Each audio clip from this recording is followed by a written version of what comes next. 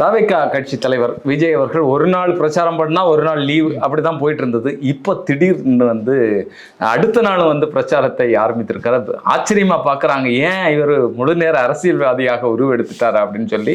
இதற்கிடையில பல்வேறு அரசியல் நடவடிக்கைகள் மற்ற கட்சிகள் பண்றாங்க. மோடி அவர்கள் வராரு. என்ன நடைபெற்றுக் கொண்டிருக்கிறது? விஜய் அவர்கள் நீங்க குறிப்பிட்டதை போல ஒரு நாள் விட்டு ஒரு நாள் தான் வருவார்ன்றதை நீங்க உடைச்சார். அந்த ரெக்கார்டை பிரேக் பண்றதுக்கு தான் நீங்க முதல்ல வராரு. 3 இடத்துல வழக்கம் போல நேற்று விடியற் காலை அது 1 மணிக்கு பிறகுதான் அவங்க அறிவிக்கிறாங்க. இல்ல அது ஒரு பாரம்பரியமாகவே அப்படிதான் அவங்க செயல்பாடு இருந்து கேட்டா அந்த நேரத்துல தான் கிடைக்குது அப்படிங்கிறாங்க. அதுக்கான ஆவணங்களை நீங்க ரிலீஸ் பண்ணிட்டு வேற யாரும் கேள்வியே கேட்க போறது இல்லை. நீங்க எத்தனை மணிக்கு கொடுத்தீங்க, எவ்வளவு நாளைக்கு முன்னாடி வேலை ஆரம்பிச்சு, சுவிதா ஆப்ல அப்லோட் பண்ணது எப்ப, உங்களுக்கு எப்ப காவல்துறை கிளியரன்ஸ் கொடுத்தது, என்ஓசி நீங்க கொண்டு போய் கொடுத்து ஆர்ஓ அப்ரூவல் பண்ணதுங்கிறத ரிலீஸ் பண்ணிட்டு அதுக்கப்புறம் கேள்வியே வராது. இது வரைக்கும் நடந்த எல்லா கூட்டங்களுக்கும். அப்போ கொடுத்தோம் நீங்க ரத்து பண்ணதெல்லாம் என்ன கணக்கில் வருங்கிறது தனி. ஸோ சென்னை மாவட்டத்தில் தேர்தல் பரப்புரை சென்னை டி நகர் முசியானந்த் அவர்களுக்காக அந்த பிரச்சாரம் அப்படிங்கிறது. பிறகு 1000 விளக்கு இதுங்க ஒரு ஜேசிடி பிரபாகர் நினைக்கிறேன், எழும்பூர் ராஜ்மோகன், இவங்க 3 பேருக்கும் மாலை 4 மணி முதல் வாகனத்தின் வாயிலாக தேர்தல் பிரச்சாரம் செய்ய தேர்தல் ஆணையத்திடம் அனுமதி பெறப்பட்டுள்ளது அப்படிங்கிற விஷயங்களை அவங்க சொல்லியிருக்கிறாங்க. எல்லாம் வாகன பிரச்சாரம் தான், பொதுக்கூட்டம் எதுவும் கிடையாது. பொதுக்கூட்டம் சென்னைக்குள்ள பொதுக்கூட்டம் போடுறது யாருக்கும் விட மாட்டாங்க. குறிப்பிட்ட நேரத்துக்கு முன்கூட்டியே காத்து கொண்டிருப்பதை தவிர்க்குமாறு அன்புடன் கேட்டுக்கொள்கிறோம் அப்படிங்கிறதையும் புஷி ஆனந்த் சொல்லியிருக்காப்புல. ஒரு வழியா புஷி ஆனந்தனுடைய தொகுதிக்கு அவரை வர வச்சுங்கிற அந்த கனவை அவர் செஞ்சுட்டாருன்னு தான் நம்ம பார்க்க வேண்டியிருக்கு. இது எந்த அளவுக்கு போகும், ஏன்னா சென்னைக்குள்ள அகைன் இப்போவும் இவங்க போன முறை ஒரு குற்றச்சாட்டு வச்சாங்க இல்லையா, 1 மணி நேரம் தான் எங்களுக்கு டைம் தராங்கன்னு. இந்த முறையும் 3 இடத்துக்கும் சேர்த்து அந்த இதுக்குமான கேப்ஸ் 1 ஹவருங்கிற மாதிரி தான் தந்தியில் ரிப்போர்ட் பண்ணியிருந்தாங்க.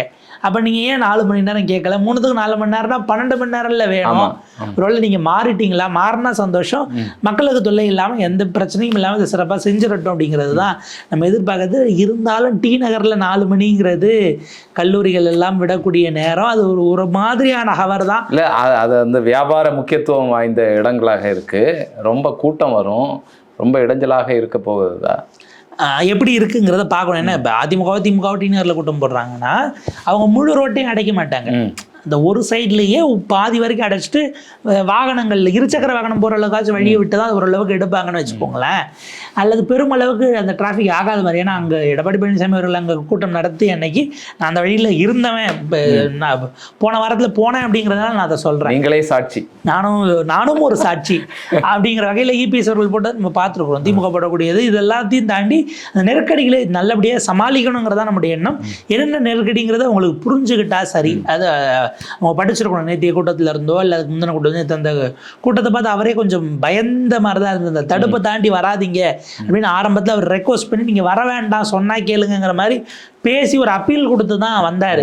அந்த ஷாக்கில் அது அவருக்கே ஒரு எதிர்பாராத ஷாக்காக தான் இருந்துச்சுன்னு வச்சுக்கோங்களேன். இப்போ அதை தாண்டி தான் இன்றைக்கு 3 இடங்கள் யாரும் வர வேண்டாம், பொதுமக்களும் கூட நேரில் வராமல் பார்த்தா ஓகே அப்படிங்கிற அளவுக்கான விஷயங்களை போட்டிருக்கிறாங்க. எனவே இப்போ திமுக சதி பண்ணலை, காவல்துறையினரும் சதி செய்யவில்லை, சென்னைக்குள் அவர் நினைத்ததை போல இடம் கிடைத்து விட்டது அப்படிங்கிறது தான். இதுல இன்னொரு மாற்றத்தை நீங்க கவனிச்சிங்களா? இதுல ஒரு செய்தியை மட்டும் நான் சொல்லிடுறேன். விஜய் ஏன் அதை பிரேக் பண்றாருன்னு கேட்டீங்கன்னா, அவர் நாளைக்கு வெளியில போல, அதனால அதை ஒரு நாள் ப்ரீபான் பண்ணி பண்றாரு. நாளைக்கு அந்த தேர்தல் புத்தக வெளியீடு, எலெக்ஷன் மேனிஃபெஸ்டோ இருக்கு இல்லையா, அதை நாளைக்கு ரிலீஸ் பண்றாங்க. அதை ரிலீஸ் பண்ற வேலை இருக்கிறதுனால அந்த ஒரு நாள் வேலையை முன்ன தள்ளிக்கிறார். நீங்க அதை அப்படிதான் பார்க்கணுமே தவிர இனிமே டெய்லி போயிடுவாரா அப்படின்லாம் நீங்க கேட்க கூடாது. ஒரு மாற்றம் இல்ல, இது மாற்றம் என்னன்னு சொன்னா, வழக்கமாக மதிய நேரங்கள்ல தான் இவங்களுடைய ரோட் ஷோ இதெல்லாம் நடந்துட்டு இருந்தது. இப்ப கொஞ்சம் தள்ளி வச்சிருக்காங்க. கொஞ்சம் அப்படி முன்னாடி மாலைனா நீங்க ஃப்ளைட்ல போக வேண்டிய வேலை இல்லை, வீடு பக்கம்தான். அந்த டிராவல் டைம்ங்கிறது அவர் 2 மணிக்கு தான் கிளம்பினார்னா 4 மணிக்கு வந்துருவாரு. அவர் கிளம்புறது 4 மணிக்கு தான் கிளம்பினார்னா அது திரும்ப வேற ஒரு சிக்கலாக மாறும். அந்த வகையில் அவர் நகர்த்திட்டு வரட்டும். அதை திட்டமிட்டபடி அவங்க செஞ்சுட்டாங்கன்னா நமக்கு மகிழ்ச்சி தான். முன்ன பின்ன ஆனாலும் பிளான் பி என்ன இருக்குங்கிறதுக்கு தாவேக்கா தயாரானோம். நல்ல வேலை, ஏன் ஏர்போர்ட்டுக்கு பக்கத்தில் 1000 விளக்கில் ஏன் ஏர்போர்ட் இல்லை, எக்மோரில் ஏன் ஏர்போர்ட் இல்லைன்னு கேட்காத வரைக்கும் பரவாயில்ல, வீடு பக்கமாக சென்னைக்குள்ளேங்கிறதுனால ஹோம் டவுனாகவும் இருக்கிறதுனால இவ்வளவு காரணங்கள்னால அவர் வரார். அப்படிங்கிறத தான் பார்க்கணும். பெரம்பூரில் 20ஆம் தேதி தேர்தல் முடியறதுக்கு முந்தின நாளில் ஒரு கேம்பெயினுக்கு பெர்மிஷன் கேட்டிருக்கிறாங்க. சாங்ஷன் ஆயிடுச்சுங்கிறதா தான் செய்திகள் வந்தது. ஸோ இதுக்கப்புறம் வெளியில் போகிறது தான் ஒரு வேளை கட் ஆகுமோ அப்படிங்கிற ஒரு பார்வை இருக்குது. இன்டர்னலி இங்கே போகிறது தொடர்வதற்கு வாய்ப்பு இருக்கா? பக்கத்துலேயே நாளைக்கு ஒரு நாள் போனால் கூட அதுக்கப்புறம் 17, 18, 19, 20, 21 இந்த 5 நாள். இதில் ஒரு நாள் பெரம்பூரும் ஒரு நாள் திருச்சி கிழக்கும் அவர் போட்டியிடக்கூடிய அந்த 2 தொகுதியை கடைசி 2 நாள்னு பார்த்தாருன்னா அதுக்கப்புறம் அவருக்கு 3 நாள் தான் இருக்குது நாளைய கணக்கு பண்ணாமல். அதில் அவர் பேக் டு பேக் எவ்வளோ எஃபர்ட் போட போகிறார், இது வரைக்கும் மிஸ் ஆன ஏதாவது எந்த மண்டலத்துக்கு போக போகிறார். கடலூர் நீங்கள் 2 முறை அர்ஜுனா கூப்பிட்டு இருக்காரு, வாங்க தலைவா வந்து பேசுங்க தலைவான்னு சொல்லி கெஞ்சிட்டு இருக்கிறாரு. வில்லிவாக்கம் அவரு பல இப்போ என்னன்னா அவர் தொகுதியில் கேட்குற விட அவர் இப்போ விஜய் வரலன்னா நீங்கள் வாழ்ந்து வாங்கினா அக்கம் பக்கத்து தொகுதியெல்லாம் அவரை கூப்பிடுறாங்க. அவர் நான் என் தொகுதியை விட்டுட்டு உங்களுக்கு வந்தேன்னா எந்த யார் பார்ப்பாங்கிற ஒரு நெருக்கடி எல்லாம் இருக்கு. இதில் இப்போ அடுத்து அவர் யாரை கூப்பிட போறாரு? செங்கோட்டையன் தொகுதிக்கு செங்கோட்டையன் எங்கே நடந்தாலும் கொங்கு மண்டலத்தில் அவர் தான் ஏற்பாடு. நேற்றைக்கு முழுக்க முழுக்க அவர் பண்ணது தான். ஒரு வேட்பாளர் மையத்துலேருந்து எல்லாம் தொடங்கினாலும் அவர் அது பெரிய அளவுக்கு ரசாபாசமாய் மோசமாக போகாமல் அவர் ப்ரொடெக்ட் பண்ணியிருக்கிறார். ஆனால் செங்கோட்டையன் தொகுதிக்கே போகிறதுக்கு வழி இருக்கா? இப்போ அருண்ராஜ் போன்றவர்கள் எல்லாம் பிரபலமானவர்கள் தான். அவங்க கூப்பிட்டாலும் இவருக்கு போகிறதுக்கு வழி இருக்கா? ஏன்னா அருண்ராஜ் அதிகபட்சம் நேற்று ஏர்போர்ட்டில் ரிசீவ் பண்ணிட்டு அவருடைய திருச்செங்கோட்டுக்கான வேலைகளை பார்க்க போயிட்டாருங்கிற மாதிரி தான் செய்திகள் இருந்தது. ஸோ இவ்வளவு விஷயங்கள் அதுக்குள்ளே இருக்கிறதுனால அது ரொம்ப கவனிக்கத்தக்க ஒரு அம்சமாக மாறி இருக்கு. விஜய் இன்னைக்கு நல்லபடியாக போட்டு அவருடைய ரசிகர்களோட உரையாடட்டும், புதிய அறிவிப்புகளை வெளியிடட்டும், மக்கள் கிட்ட உங்களுடைய அப்பீலை நேரடியாக வைக்கட்டும். அதுக்கு நம்ம வாழ்த்துக்களை சொல்லிக்கலாம். இதில் மற்ற மாவட்டங்களை மாதிரி தான் இங்கேயும் ஆட்கள் இருப்பாங்களா, தொண்டர்கள் இருப்பாங்களா? கன்னியாகுமரியில் வந்து 3 கிலோமீட்டர் வந்து சாக்கடையில் நீந்தி வந்தது மாதிரியான ஆட்கள்லாம் இங்கே இருப்பாங்களா அப்படிங்கிறலாம் நம்ம பார்க்க வேண்டியதாக இருக்கு. இல்லை, சென்னையில் இந்த 3 தொகுதிகளில் அவர் வாங்கியிருக்க பாயிண்ட்டுகள் பார்த்தா பக்கத்தில் அந்தளவுக்கு பெரிய ட்ரைனேஜ்கள் இருக்கிற மாதிரி இல்லைன்னு வச்சுக்கோங்களேன். இல்லை, அதை தாண்டி அது அவங்களுடைய ஒரு ஒரு உணர்வு ரீதியானதுங்கிறது. ஆனால் ஈவினிங் நேரத்தில் வேலை முடிச்சுட்டு போகிறவங்கெல்லாம் ஏற்கனவே எக்கச்சக்க டிராஃபிக், சென்னை டிராஃபிக்கு. நீங்கள் மேம்பாலங்கள் இருந்தாலும் கூட ஒரு பாயிண்ட்டுக்கு பிறகு பீக் ஹவராக எல்லாமே இருக்க போகுது. உங்களை ஏறத்தாழ அந்த 4:30 மணி போலேயே அந்த ஒரு மொபிலைசேஷன் நீங்கள் ஆரம்பிச்சிடும். இதில் கல்லூரி மாணவர்கள் ஆஃப் டே விடுறவங்க அது தனியாக போயிடும். இந்த மாலைங்கிறது ஒரு 3 மணிக்கு பிறகு உங்களுக்கு வேண்டப்பாருது. இந்த ஒரு ஃபேக்ஷன் இருக்கும், ஒரு மொபிலிட்டி இருந்துக்கிட்டே இருக்கும். ஸோ அது கொஞ்சம் நெருக்கடியானது தான், கொஞ்சம் சவாலானதாகவும் அது இன்றைக்கு தாவேக்காவுக்கு இருக்கும். பட் ஸ்டில் அதை அவங்க எப்படி மேனேஜ் பண்ண போகிறாங்க, அந்த ரூட்டை எப்படி சானிடைஸ் பண்ணுறாங்கிறதெல்லாம் நம்ம கவனமாக பார்க்கணும். ஸோ விஜயனுடைய இதுக்கு நம்முடைய நல்ல நோக்கம் நிறைவேற நம்முடைய வாழ்த்துக்கள் அப்படின்றத சொல்லிக்கலாம். இந்த பக்கம் நம்ம போனோம்னா இங்கேருந்து விஜய் நடத்தின அதே ஊரில் உங்களுக்கு மட்டும்தான் கூட்டம் வருமா, உங்களுக்கு மட்டும்தான் கூட்டம் வருமா, நாங்கள் கூட்டுறோம் பார் அப்படின்னுட்டு இது எங்கள் கோட்டை என்று பிரதமர் மோடி அவர்களுக்கு இன்றைக்கு ரோட் ஷோ அப்படிங்கிறதும் அறிவிக்கப்பட்டிருக்கு. இல்ல, கன்னியாகுமரி மாவட்டம் ரொம்ப ரொம்ப முக்கியத்துவம் வாய்ந்தது இந்த எலெக்ஷன்ல. என்னன்னா அதிகப்படியான தொகுதிகளை வந்து இவங்க வாங்கியிருக்காங்க, பாஜக வாங்கியிருக்காங்களா தள்ளி இருக்காங்களா அப்படிங்கிறது பார்க்க வேண்டியது இருக்கு. இருக்கிறது ஏறத்தாழ 5 தொகுதிகள் கொடுத்துட்டாருன்னு நினைக்கிறேன். அவர் இவரை மட்டும்தான் போட்டிடுறாரு, தலவாய் சுந்தரம் மட்டும்தான் போட்டிடுறாரு, மீதி அத்தனைங்க நகர்த்திட்டாங்க. இதில் பார்த்தீங்கன்னா வேப்பமூடு பகுதியிலிருந்து வடசேரி வரைக்குமாக ஒரு 1.5 கிலோமீட்டர். பிரதமர் மட்டும் இல்லை, 3 தலைவர்கள், 1 பிரதமர் மோடி, இங்கிட்டு ஐயா திரு எடப்பாடி பழனிசாமி அவர்கள், இந்த பக்கம் திரு அண்ணாமலை அவர்கள். ஸோ அப்படி 3 பேரை கிட்டத்தட்ட ஒரு 2-3 கிலோமீட்டர் வரும். அவ்வளவு தூரம் வருமா? தூரம் வரும். மொத்தமா ரொம்ப நெருக்கடியான இடம். அவங்க சொல்றது இடமும் வேற நெருக்கடி, ரொம்ப ரொம்ப நெருக்கடியான இடம். இவங்க என்ன பண்ணிருக்கலாம்னா டிராபிக் வேண்டி அப்படி மாத்தி ஏதாவது கொடுத்தாங்களான்னு தெரியல. கலெக்டர் ஆபீஸ் பக்கத்துல இருந்து உங்க வடசேரி வேற போயிருக்கலாம், கொஞ்சம் அகலமான பாதை, அப்படி பண்ணிருக்கலாம். ஏன் இப்படி பண்ணாங்க? குறுகிய இடத்துல காட்டி கூட்டத்தை ஒருவேளை மிகைப்படுத்தி வேப்பமூடெல்லாம் ரொம்ப டைட்டான இடம். ஓகே, இந்த கோர்ட்டு பகுதி இதெல்லாம் ரொம்ப டைட்டான இடம். ஏன் அப்படிப்பட்ட ஒரு விஷயத்த செய்யறாங்க அப்படிங்கிறது தெரியல. நம்ம பிரதமருக்கானதே ஏன் அப்படிங்கிறதும் நம்ம கவனிக்க வேண்டியது தான். ஸோ அந்த இடத்துல கொடுத்து தான் வெப்பமூட்டு டு வடசேரின்றது. அங்கே ஆக்சுவலாக டிராஃபிக் எல்லாம் ஆல்டர்னேட் ரூட்ஸ் எல்லாம் நேற்றே கொடுத்துட்டாங்க. விஜய்க்கு கூட்டின கூட்டத்தை விட எங்களுக்கு கூட இருக்குன்னு நிரூபிக்கிறதுக்காக போகிறாங்களே. ஏன்னா கன்னியாகுமரியில் அண்ணாமலை என்ன ஒர்க் பண்ணாரு நமக்கு தெரியல. அதுக்கு முன்பாகவே ஸ்ட்ராங்கான பேஸ் தான் அவங்களுக்கு இருந்திருக்கு. அண்ணாமலைக்கு முன்புமே உங்களுக்கு அவர் பொன்னார் ஜெயிலாகட்டும், அதுக்கு பிறகு காந்தி அவர்களுடைய விஷயங்கள் ஆகட்டும், இவ்வளவும் இருக்கு.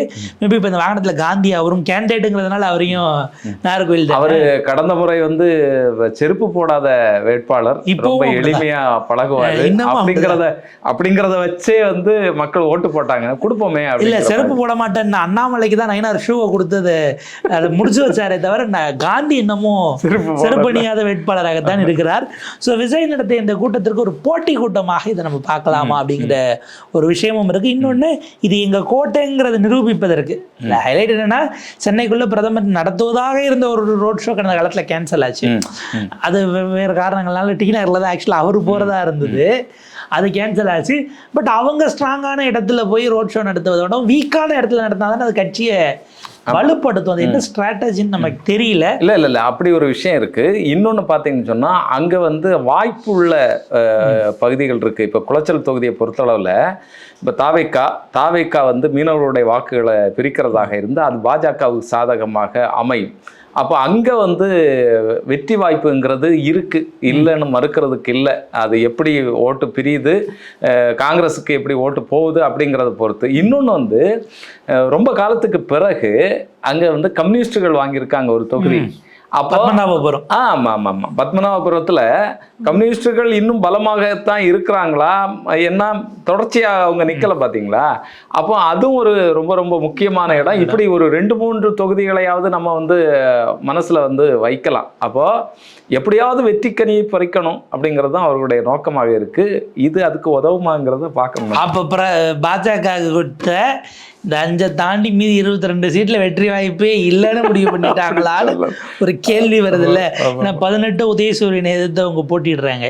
இங்க உங்களுக்கு ஒரு 2 சீட்டு தான் உதயசூரியன் இல்லையா? அதுல தாமரை கண்டெஸ்ட் பண்ணக்கூடியது அந்த 2 இருக்கும். தலாய் சுந்தரத்துக்கு எதிராக யாரை நிப்பாட்டுறாங்கன்னு தெரியல. மேபி அது தாமரை இது சூரியனா இருக்கிற பட்சத்துல தாமரை எதிர்த்து ஒரு சூரியன் தான் நிற்கும். இது 4 உங்களுக்கு இது இவங்க கை சின்னமோ அங்க கதிரர்வால். ஆமா கன்னியாகுமரியில மகேஷ் நிற்கிறாரு, மேயர் நிற்கிறாரு. நாகர்கோவில்ல வந்து இவர் நிற்கிறாரு, யாரு நம்ம தேமுதிகவில் இருந்து பிரிஞ்சு வந்தார்ல அவரு ஆஸ்டின் நிற்கிறாரு. 2 பேருமே பலமான நபர்கள் தான்.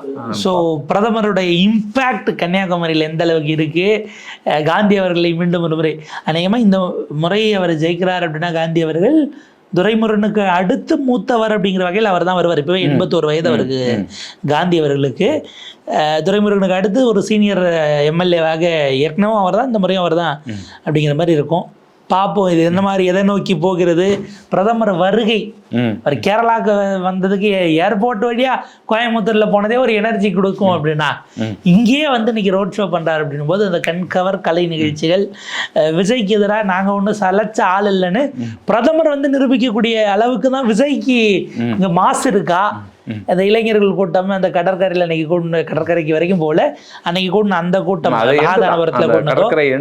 எண்டு அப்படிங்கிறதுலாம் அதுக்கு ஒரு மேட்சிங் வருதா, இல்லை இவங்க 2 பேரும் குறி வச்சு பல பக்கத்தில் பிரித்து இவங்க திமுக பக்கம் தள்ளிவிட போகிறாங்களா அப்படிங்கிறதெல்லாம் நம்ம பொறுத்திருந்து தான் பார்க்கணும். அடுத்தடுத்த அப்டேட்ஸ் வரும்போது பேசுவோம்.